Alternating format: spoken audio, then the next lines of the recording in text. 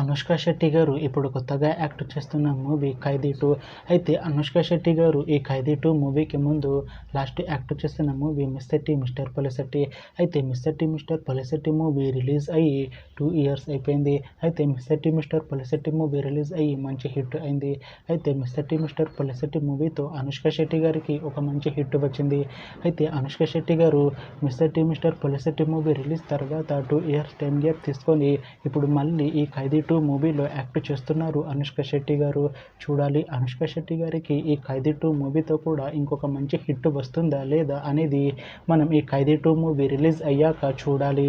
అయితే 'ఖైదీ 2' movie regular shooting 2026లో start చేసి ఈ 'ఖైదీ 2' మూవీని 2026 ఎండింగ్లో రిలీజ్ చేసేలా ప్లాన్ చేస్తున్నారు మూవీ టీం.